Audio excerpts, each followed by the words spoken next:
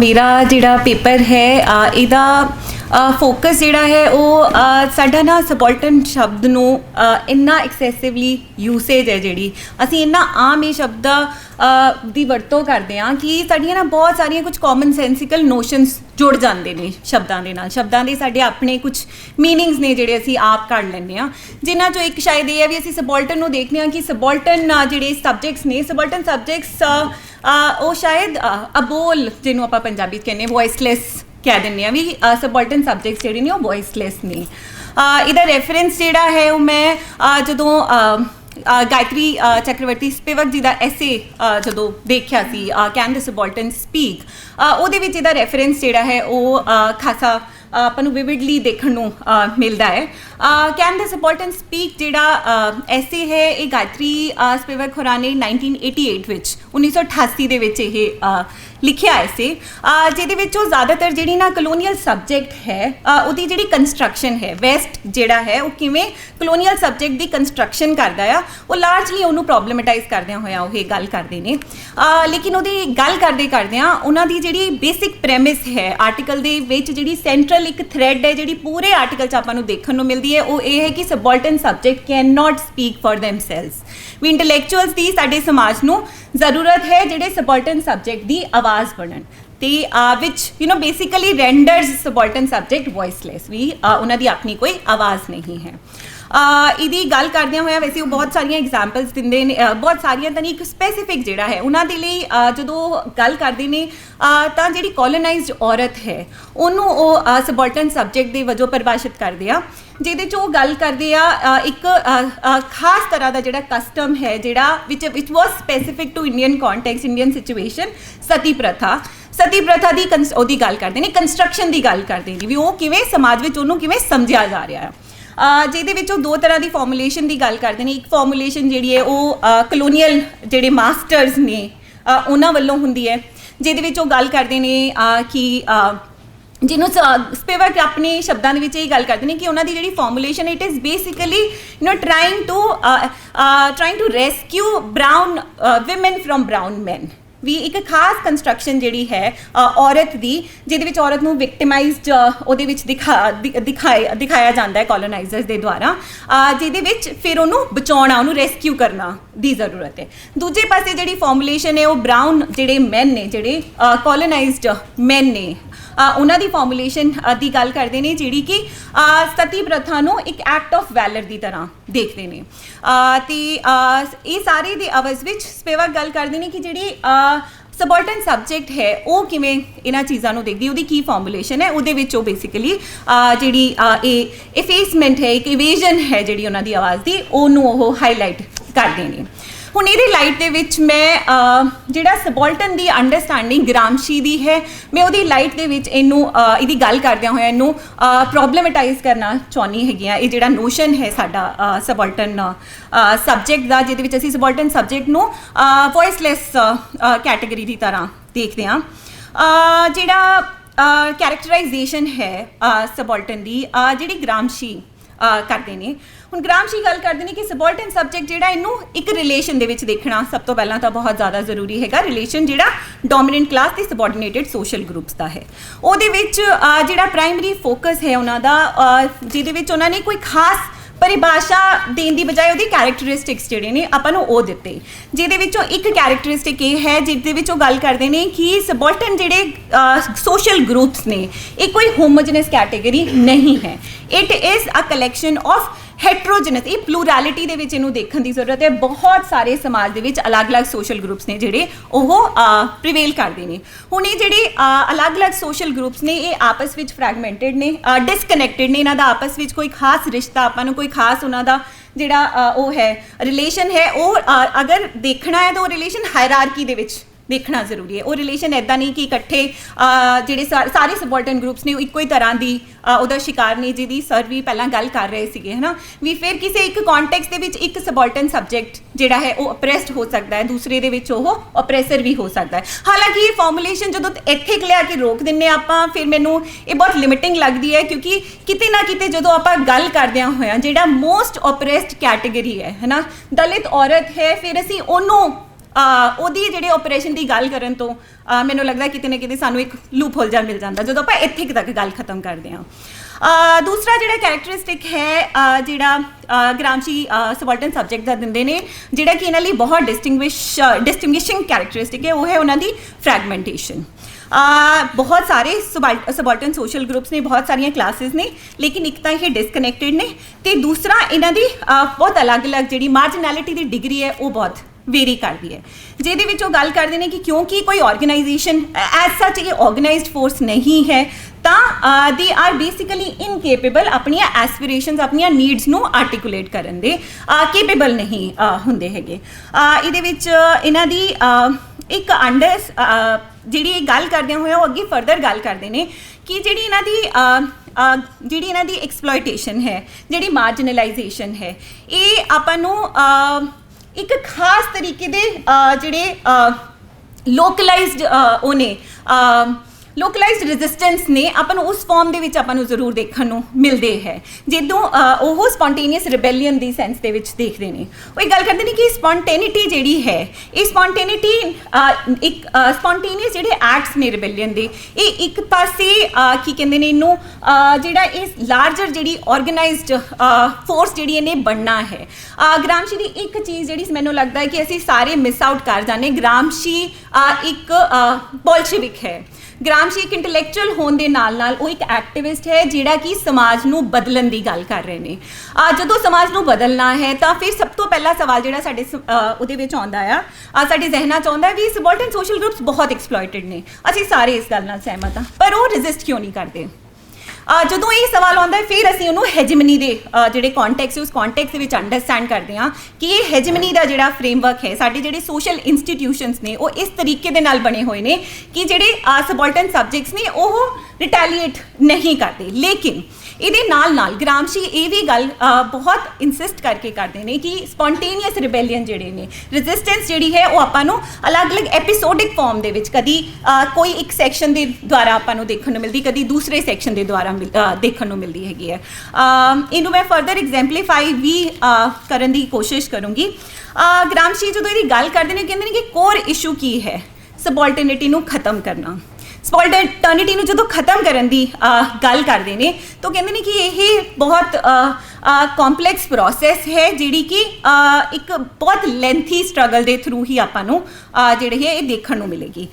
ਇਹਦੇ ਚੱਲਦਿਆਂ ਹੋਏ ਇਹਦੇ ਅਵਜ਼ ਵਿੱਚ ਉਹ ਆਈਡੀਓਲੋਜੀਕਲ ਸਟਰਕਚਰਸ ਦੀ ਗੱਲ ਕਰਦੇ ਨੇ ਕਿ ਸਾਡੇ ਇੰਸਟੀਟਿਊਸ਼ਨਸ ਜਿਹੜੇ ਨੇ ਉਹ ਇਸ ਤਰੀਕੇ ਦਾ ਇੱਕ ਵਰਲਡ ਵਿਊ ਤਿਆਰ ਕਰਦੇ ਨੇ ਸਾਡੇ ਲਈ, ਸਾਡੇ ਅੰਦਰ ਇੱਕ ਤਰੀਕੇ ਦਾ ਇੱਕ ਖਾਸ ਤਰੀਕੇ ਦਾ ਪਬਲਿਕ ਓਪੀਨੀਅਨ ਜਿਹੜਾ ਹੈ ਉਹ ਮੋਲਡ ਕਰਦੇ ਨੇ, ਜਿਹਨੂੰ ਇਹ ਇੱਕ ਆਈਡੀਓਲੋਜੀਕਲ ਉਹਦੇ ਵਿੱਚ ਫਰੇਮਵਰਕ ਦੇ ਵਿੱਚ ਗ੍ਰਾਮਸ਼ੀ ਜਿਹੜੇ ਨੇ ਉਹ ਗੱਲ ਕਰਦੇ ਨੇ।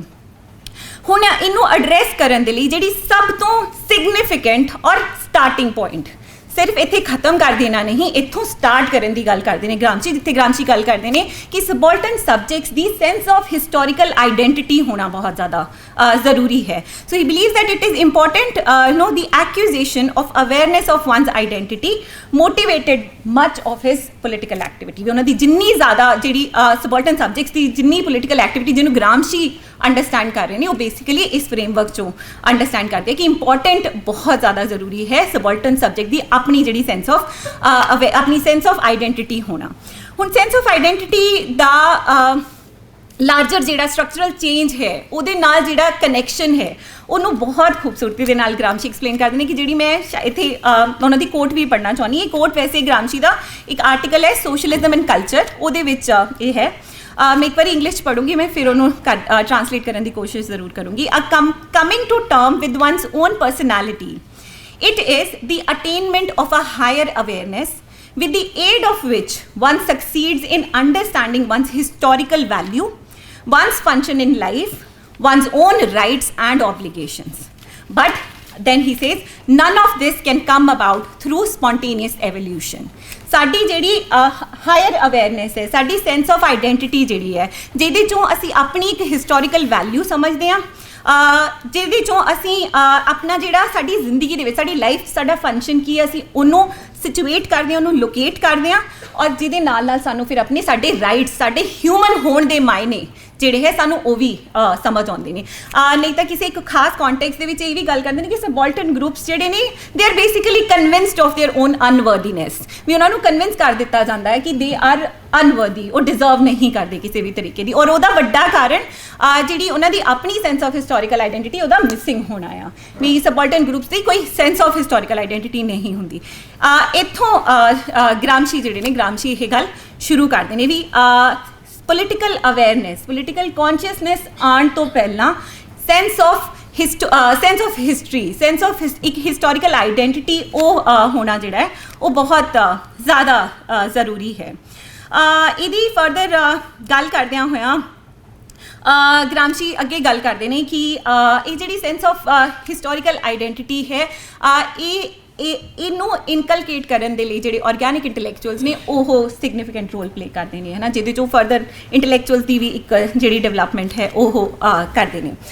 ਮੇਰਾ ਜਿਹੜਾ ਇਹਦਾ ਸਾਰੀ ਗੱਲ ਕਰਨ ਦਾ ਜਿਹੜਾ ਫੋਕਸ ਹੈ, ਜਿਹੜੀ ਜਿਸਟ ਹੈ ਉਹ ਇਹ ਹੈ ਕਿ ਸਬੋਲਟਨ ਸੋਸ਼ਲ ਗਰੁੱਪਸ ਜਿਹੜੇ ਨੇ ਉਹ they are basically not inactive, we see them in action, ਪਰ ਇਹ ਐਕਸ਼ਨਸ ਜਿਹੜੇ ਨੇ ਇਹ ਐਕਸ਼ਨਸ ਬਹੁਤ ਸਪੌਂਟੇਨਿਟੀ 'ਚ ਦੇਖਦੇ ਨੇ। ਇੱਕ ਖਾਸ ਜਿਹੜੀ ਫੋਕਸ ਜਦੋਂ ਮੈਂ ਸਾਰਾ ਦੇਖ ਰਹੀ ਸੀਗੀ ਤਾਂ ਮੇਰੇ ਧਿਆਨ 'ਚ ਇਹ ਆ ਰਿਹਾ ਸੀਗਾ ਕਿ ਇਹ ਜਿਹੜਾ ਇਹ ਸਾਰੀ ਰਾਈਟਿੰਗ ਹੈ, ਖਾਸ ਕਰਕੇ ਜਿਹੜੀ ਇੰਡੀਅਨ ਸਬੋਲਟਨ ਸਟੱਡੀਜ਼ ਦਾ ਜਿਹੜਾ ਸਾਰਾ ਪ੍ਰੋਜੈਕਟ ਹੈ 1980s 'ਚ ਆ ਕੇ ਸ਼ੁਰੂ ਹੁੰਦਾ ਆ। 1980s ਵਿੱਚ ਆ ਕੇ ਸਬੋਲਟਨ ਸਬਜੈਕਟ 'ਤੇ ਗੱਲ ਹੋਣੀ ਸ਼ੁਰੂ ਹੁੰਦੀ ਹੈ, ਜਿੱਥੇ ਅਸੀਂ ਅਲੱਗ-ਅਲੱਗ ਜਿਹੜੇ ਸੋਸ਼ਲ ਗਰੁੱਪਸ ਨੇ ਅਸੀਂ ਉਹਨਾਂ ਦੀ ਹਿਸਟਰੀ ਟਰੇਸ ਕਰਨ, ਹਿਸਟੋਰੀਓਗ੍ਰਾਫੀ ਦਾ ਸਾਰਾ ਜਿਹੜਾ ਪ੍ਰੋਜੈਕਟ ਹੈ ਉਹ ਸ਼ੁਰੂ ਹੁੰਦਾ ਹੈ, ਵੀ ਅਸੀਂ ਅਲੱਗ-ਅਲੱਗ ਸੋਸ਼ਲ ਗਰੁੱਪਸ ਜਿਹੜੇ ਨੇ ਅਸੀਂ ਉਹਨਾਂ ਦੀ ਹਿਸਟਰੀ ਟਰੇਸ ਕਰਨ ਵੱਲ ਵੱਧਦੇ ਹਾਂ, ਹੈ ਨਾ। ਇਹ ਤੋਂ ਐਗਜ਼ੈਕਟਲੀ 100 ਸਾਲ ਪਹਿਲਾਂ ਸੈਂਸਸ ਜਿਹੜਾ ਹੈ, ਪਹਿਲਾ ਸੈਂਸਸ ਇੰਡੀਅਨ ਸੈਂਸਸ ਜਿਹੜਾ ਉਹ ਰਿਕਾਰਡ ਹੁੰਦਾ ਆ। ਉਸ ਸੈਂਸਸ ਦੇ ਵਿੱਚ ਬਾਲਮੀਕੀ ਕਮਿਊਨਿਟੀ, ਜਿਹਨੂੰ ਉਹਦੇ ਵਿੱਚ ਚੂੜਾ ਕਮਿਊਨਿਟੀ ਕਰਕੇ ਸਪੈਸੀਫਾਈ ਕੀਤਾ ਹੋਇਆ ਹੈ, ਉਸ ਕਮਿਊਨਿਟੀ ਦੇ ਜਿਹੜੇ ਪ੍ਰੈਕਟਿਸਿਸ ਨੇ, ਉਸ ਕਮਿਊਨਿਟੀ ਦਾ ਜਿਹੜਾ ਲਾਈਫ ਸਟਾਈਲ ਹੈ, ਉਸ ਕਮਿਊਨਿਟੀ ਦੀ ਜਿਹੜੀ ਸੋਸ਼ਲ ਉਹ ਹੈ ਲਾਈਫ ਹੈ, ਉਹਦੇ ਬਾਰੇ ਉਹਦੇ ਵਿੱਚ ਜਿਹੜੇ ਸੈਂਸਸਿਸ ਵਿੱਚ ਖਾਸ ਵਰਣਨ ਹੈ। ਜਿਹੜੀ ਬਾਲਮੀਕੀ ਕਮਿਊਨਿਟੀ ਉਸ ਟਾਈਮ 'ਤੇ ਜਿਹੜੀ ਟ੍ਰੈਡੀਸ਼ਨਸ, ਜਿਹੜੀਆਂ ਪ੍ਰੈਕਟਿਸਿਸ ਜਿਹੜੀਆਂ ਉਹ ਕਰਦੀ ਹੈ, ਐਡਹੇਅਰ ਕਰ ਰਹੀ, ਜਿਹੜੀਆਂ ਪ੍ਰੈਕਟਿਸਿਸ ਐਕਚੁਅਲੀ ਉਹਨਾਂ ਦੀਆਂ ਉਹ ਆਮ ਜ਼ਿੰਦਗੀ ਦਾ ਹਿੱਸਾ ਨੇ, ਉਹਦੇ ਵਿੱਚ ਜਿਹੜੀ ਨਾ ਉਹਨਾਂ ਦੀ ਇੱਕ ਸੈਂਸ ਆਫ ਜਿਹੜੀ ਰਿਲੀਜੀਓਸਿਟੀ ਹੈ, ਸੈਂਸ ਆਫ ਰਿਲੀਜਨ ਹੈ, ਰਿਲੀਜਨ ਉਹ ਕਿਵੇਂ ਦੇਖ ਰਹੇ ਆ। ਜਿਹੜੇ ਪ੍ਰੋਡੋਮੀਨੈਂਟ ਰਿਲੀਜਨ ਨੇ ਇਸ ਟਾਈਮ 'ਤੇ ਜਿਹੜੇ ਉਸ ਸੁਸਾਇਟੀ ਦਾ ਵੱਡਾ ਹਿੱਸਾ ਨੇ ਉਹ ਹੈ ਹਿੰਦੂਇਜ਼ਮ ਅਤੇ ਇਸਲਾਮ। ਜਿਹੜੀ ਬਾਲਮੀਕੀ ਕਮਿਊਨਿਟੀ ਹੈ, ਬਾਲਮੀਕੀ ਕਮਿਊਨਿਟੀ ਇੱਕ ਖਾਸ ਟ੍ਰੈਡੀਸ਼ਨ ਨੂੰ ਪ੍ਰੈਕਟਿਸ ਕਰਦੀ ਹੈਗੀ, ਜਿਹਦੇ ਵਿੱਚ ਉਹ ਸੰਤਾਂ ਦੀ, ਉਹਨਾਂ ਦੇ ਆਪਣੇ ਜਿਹੜੇ ਸੰਤ ਨੇ, ਉਹਨਾਂ ਦੇ ਆਪਣੇ ਗੁਰੂ ਨੇ, ਇਹ ਸਾਰਾ ਡਾਕੂਮੈਂਟ ਨਹੀਂ ਹੋਇਆ ਹੈਗਾ। ਉਹਦਾ ਵੱਡਾ ਕਾਰਨ ਇਹ ਹੈ ਕਿ ਨਾ ਕੋਈ ਇਸ ਕਮਿਊਨਿਟੀ ਦਾ ਆਰਗੈਨਿਕ ਇੰਟੈਲੈਕਚੁਅਲ ਰਿਹਾ ਹੈ, ਉਹਦੇ ਖਾਸ ਕਾਰਨ ਨੇ, ਔਰ ਉਹਨਾਂ ਕਾਰਨਾਂ ਨਾਲ ਮੈਨੂੰ ਲੱਗਦਾ ਆਪਾਂ ਸਾਰੇ ਵਾਕਿਫ ਹਾਂ। ਐਜੂਕੇਸ਼ਨ ਜਿਹੜੀ ਹੈ, ਉਹਦਾ ਰਾਈਟ ਜਿਹੜਾ ਹੈ, ਉਹ ਰਾਈਟ ਵੀ ਸਾਨੂੰ ਇੱਕ ਖਾਸ ਫਰੇਮਵਰਕ ਦੇ ਵਿੱਚ ਅੰਬੇਦਕਰ ਤੋਂ ਪਹਿਲਾਂ ਰਾਦਰ ਫੂਲੇ ਹੋਰੀ, ਜਿਹੜੇ ਫੂਲੇ ਕਪਲ ਨੇ, ਹੈ ਨਾ, ਪੇਰੀਆਰ ਹੋਰੀ, ਇਹ ਸਾਰੇ ਜਿਹੜੇ ਨੇ, ਇਹ ਸਾਰਾ ਡਿਸਕੋਰਸ ਜਿਹੜਾ ਸੈਂਟਰ 'ਤੇ ਲੈ ਕੇ ਆਉਂਦੇ, ਜਿਸ 'ਚ ਐਜੂਕੇਸ਼ਨ ਵਰਗੀ ਬੇਸਿਕ ਰਾਈਟ ਜਿਹੜੀ ਅਸੀਂ ਐਕਵਾਇਰ ਕਰਦੇ ਹਾਂ। ਹੁਣ ਐਜੂਕੇਸ਼ਨ ਨਹੀਂ ਹੈ, ਇਸ ਕਰਕੇ ਓਰਲ ਨੈਰੇਟਿਵਸ ਦੀ ਫਾਰਮ ਵਿੱਚ ਇਹ ਚੀਜ਼ਾਂ ਪ੍ਰੀਵੇਲ ਕਰਦੀਆਂ ਨੇ ਸਾਡੇ ਕੋਲ, ਜਿਹੜੀਆਂ ਕਿ ਸੈਂਸਸ ਵਿੱਚ ਬਹੁਤ ਵਿਵਿਡਲੀ ਰਿਕਾਰਡ ਕੀਤੀਆਂ ਗਈਆਂ ਨੇ। ਸੋ ਇਹਦੇ ਵਿੱਚ ਬਹੁਤ ਸਾਰੇ ਸੇਂਟਸ ਦੀ ਗੱਲ ਕੀਤੀ ਗਈ, ਜਿਹੜੀ ਕਿ ਇਹ ਕਮਿਊਨਿਟੀ ਵਰਸ਼ਿਪ ਕਰਦੀ ਹੈਗੀ ਆ, ਅਤੇ ਇਹਨਾਂ ਦੇ ਜਿਹੜੇ ਟ੍ਰੈਡੀਸ਼ਨਸ ਨੇ ਬਹੁਤ ਡਿਸਟਿੰਕਟ ਟ੍ਰੈਡੀਸ਼ਨਸ ਨੇ। ਇਹ ਬੇਸਿਕਲੀ ਆਪਣੇ ਆਪ ਨੂੰ ਹਿੰਦੂ ਧਰਮ ਤੋਂ ਆਪਣੇ ਆਪ ਨੂੰ ਬਹੁਤ ਕੌਨਸ਼ੀਅਸਲੀ ਡਿਸਟੈਂਸ ਕਰ ਰਹੇ ਨੇ, ਅਤੇ ਨਾਲ ਦੀ ਨਾਲ ਮੁਸਲਿਮ ਰਿਲੀਜਨ ਤੋਂ ਵੀ ਡਿਸਟੈਂਸ ਕਰਦੇ ਨੇ। ਇਹਨਾਂ ਦੇ ਜਿਹੜੇ ਸੇਂਟਸ, ਜਿਹੜੇ ਰਿਕਾਰਡਡ ਨਾਮ ਨੇ, ਉਹਨਾਂ 'ਚੋਂ ਬਾਲਾ ਸ਼ਾਹ, ਲਾਲ ਬੇਗ, ਵਾਲਮੀਕ, ਬਾਲਮੀਕ, ਝੁੰਪਾ ਜਾਂ ਲਾਲ ਬੇਗ ਬਹੁਤ ਆਮ ਯੂਜ਼ ਹੁੰਦਾ ਹੈ।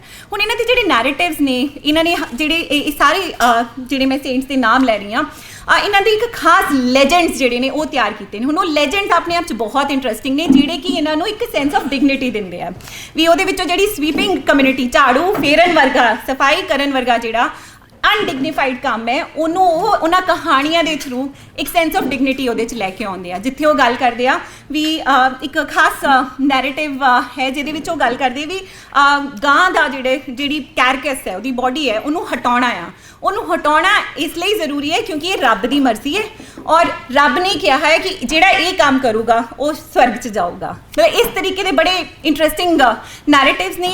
ਇੱਕ ਨੈਰੇਟਿਵ ਹੈਗਾ ਜਿਹਦੇ ਵਿੱਚ ਲਾਲ ਬੇਗ ਦੇ ਬਰਥ ਦੀ ਗੱਲ ਕਰਦੇ ਹੈਗੇ ਆ।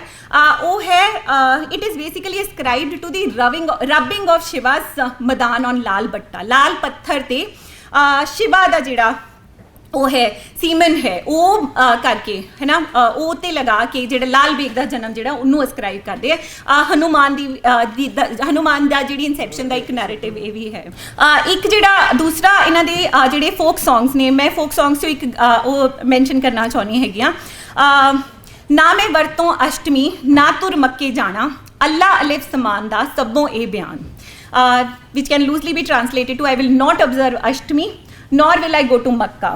Allah who is like Aleph permitted this. ਇਹ ਜਿਹੜੀ ਪੈਸਿਵ ਰੈਜ਼ਿਸਟੈਂਸ ਹੈ ਇਹ ਆਪਾਂ ਨੂੰ ਤੋਂ 100 ਸਾਲ ਪਹਿਲਾਂ ਦੇਖਣ ਨੂੰ ਮਿਲਦੀ ਹੈ। ਅਤੇ ਐਕਟਿਵ ਰੈਜ਼ਿਸਟੈਂਸ ਦੀ ਅਗਰ ਗੱਲ ਕਰਨੀ ਹੋਵੇ ਤਾਂ ਉਹ ਆਪਾਂ ਜਿਹੜੀ ਕੰਟੈਂਪਰਰੀ ਅੱਜ ਦੇ ਟਾਈਮ ਦੇ ਵਿੱਚ ਜਿਹੜੀਆਂ ਲੈਂਡ ਸਟਰਗਲਸ ਪੰਜਾਬ ਦੇ ਵਿੱਚ ਹੋ ਰਹੀਆਂ ਨੇ, ਜਿਸ 'ਚੋਂ ਮੈਂ ਖਾਸ ਮੈਂਸ਼ਨ ਜਲੂਰ ਦਾ ਕਰਨਾ ਚਾਹੁੰਦੀ ਹਾਂ। ਜਲੂਰ ਦਾ ਇਸ ਲਈ ਵੀ ਕਿਉਂਕਿ ਹੁਣੇ ਪਿੱਛੇ ਜੇ ਇਹਨਾਂ ਦਾ ਕਮੈਮੋਰੇਟ ਕਰਦੇ ਨੇ ਹਰ ਸਾਲ ਜਿਹੜਾ ਇਹ ਮਾਤਾ ਗੁਰਦੇਵ ਕੌਰ ਦੀ ਜਿਹੜੀ ਉੱਥੇ ਸ਼ਹਾਦਤ ਹੋਈ ਉਹ ਹਰ ਸਾਲ ਉਹਨੂੰ ਕਮੈਮੋਰੇਟ ਕਰਦੇ ਨੇ। ਤਾਂ ਇਸ ਸਾਲ ਮੈਨੂੰ ਮੌਕਾ ਮਿਲਿਆ ਸੀ ਉੱਥੇ ਜਾਣ ਦਾ, ਤਾਂ ਮੈਂ ਉਹ ਜ਼ਰੂਰ ਉਹ ਕਰਨਾ ਚਾਹੁੰਦੀ ਕਿ ਉਹਦੇ ਵਿੱਚ ਲੈਂਡ ਸਟਰਗਲ ਨੂੰ ਲੈ ਕੇ ਜਿਹੜੀ ਕੌਨਸ਼ੀਅਸਨੈਸ ਹੈ, ਪੋਲੀਟੀਕਲ ਕੌਨਸ਼ੀਅਸਨੈਸ ਉਹ ਤਾਂ ਆਪਾਂ ਨੂੰ ਉਹਨਾਂ ਦੀਆਂ ਸਟਰਗਲਸ ਵਿੱਚ ਦਿਖਦੀ ਹੈ, ਪਰ ਐਟ ਦ ਸੇਮ ਟਾਈਮ ਉਹਨੂੰ ਜਿਹੜੇ ਕਮੈਮੋਰੇਟ ਕਰਨ ਦੀ ਜਿਹੜੀ ਪੋਲੀਟੀਕਲ ਅਵੇਅਰਨੈਸ ਹੈ ਉਹਨੂੰ ਆਪਾਂ ਅਣਗੌਲਿਆ ਨਹੀਂ ਕਰ ਸਕਦੇ ਹੈਗੇ। ਤਾਂ ਮੈਂ ਜਦੋਂ ਇਹ ਸਾਰੀ ਦੀ ਗੱਲ ਕਰ ਰਹੀ ਹਾਂ ਤਾਂ ਮੈਂ ਫਿਰ ਦੁਬਾਰਾ ਵਾਪਸ ਆਪਣੀ ਉਸੇ ਪੁਆਇੰਟ 'ਤੇ ਆਉਂਦੀ ਹਾਂ ਵੀ ਇਹ ਜਿਹੜੀ ਫਾਰਮੂਲੇਸ਼ਨ ਜਿਸ 'ਚ ਅਸੀਂ ਸਬੋਰਟਨ ਸੋਸ਼ਲ ਗਰੁੱਪਸ ਨੂੰ ਜਮਾ ਹੀ ਉਹ ਕਰ ਦਿੰਦੇ, ਵਿਕਟਮਾਈਜ਼ ਕਰ ਦਿੰਦੇ ਆ, ਬਿਲਕੁਲ ਉਹ ਕਰ ਦਿੰਦੇ ਆ, ਵੀ ਰੈਂਡਰ ਦੈਮ ਕੰਪਲੀਟਲੀ ਵੌਇਸਲੈਸ। ਇਹ ਆਪਣੇ ਆਪ ਵਿੱਚ ਬਹੁਤ ਪ੍ਰੋਬਲਮੈਟਿਕ ਫਾਰਮੂਲੇਸ਼ਨ ਹੈ। ਔਰ ਦੂਸਰਾ ਜਿਹੜੀ ਸਰ ਨੇ ਗੱਲ ਕਰੀ ਸੀਗੀ ਕਿ ਦਲਿਤ ਕਮਿਊਨਿਟੀਜ਼ ਜਿਹੜੀਆਂ ਨੇ ਉਹ ਸੋਸ਼ਲ ਉਹਦੇ ਵਿੱਚ ਮੋਬਾਈਲ ਨਹੀਂ ਹੋ ਸਕਦੀਆਂ, ਉਹ ਆਪਣੀ ਜਿਹੜੀ ਪੋਜੀਸ਼ਨ ਹੈ ਉਹਨੂੰ ਨਹੀਂ ਬਦਲ ਸਕਦੀਆਂ। ਮੈਂ ਇਸ ਉਹਦੇ ਨਾਲ ਵੀ ਸਹਿਮਤ ਨਹੀਂ ਹੈਗੀ।